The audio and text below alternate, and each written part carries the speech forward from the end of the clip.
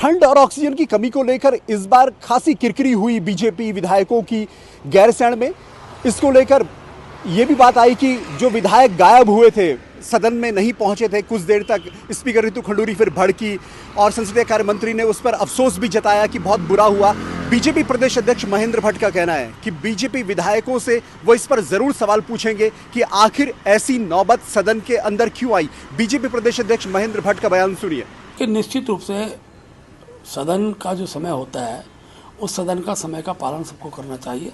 विधानमंडल की बैठक में जाकर चर्चा भी होती है और मैं इसको दिखवाऊंगा कि क्या कारण रहे कि उसमें 10 मिनट लेट हमारे विधायक अंदर बैठे हैं।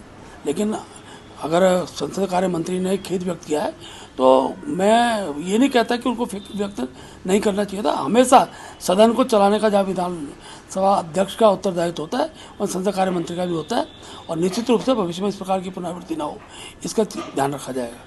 ये बात सबसे पहले जो आई सामने वो लैंसडाउन के जो विधायक है दिलीप रावत, उनकी तरफ से आई कि ऑक्सीजन की कमी और ठंड की बात। हालांकि उन्होंने ये कहा कि ये पुराना वीडियो है। निश्चित रूप से मैं पहले भी कहते आया हूँ कि सब लोगों के दिमाग में ये बात है कि गैरसैंण में विधानसभा बन रही है, लेकिन बनाई गई वो भराड़ीसैंण में। और आप तात्कालिक वहाँ जाके देखोगे तो आपको वहाँ पर ऑक्सीजन की कमी मिलेगी, वहाँ पर आपको बार बार बर्फबारी होती हुई दिखेगी।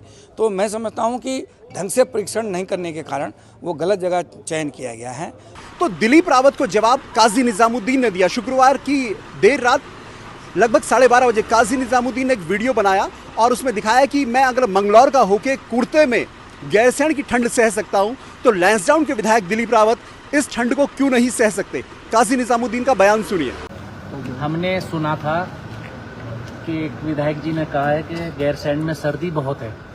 मैं मंगलौर से, जिला हरिद्वार से आता हूं और मुझे ऐसा नहीं सर्दी नहीं लगती, मैं जैकेट नहीं पहनता या मैं स्वेटर नहीं पहनता, लेकिन मैंने पूरे सत्र कोशिश की मैं महसूस करूं गैरसैंण में। इस वक्त गैरसैंण में 12:30 बजे हम सब लोग बाहर खड़े हैं। अगर मंगलौर में रहने वाले को सर्दी नहीं लगती तो फिर लैंसडाउन के विधायक को सर्दी कैसे लगी, तो ये एक बड़ा सवाल है।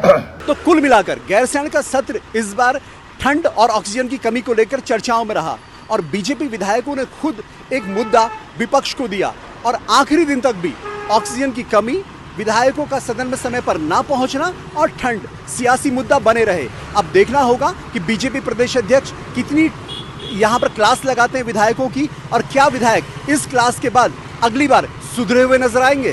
Dipankar Bhatt, news page, Dehradun.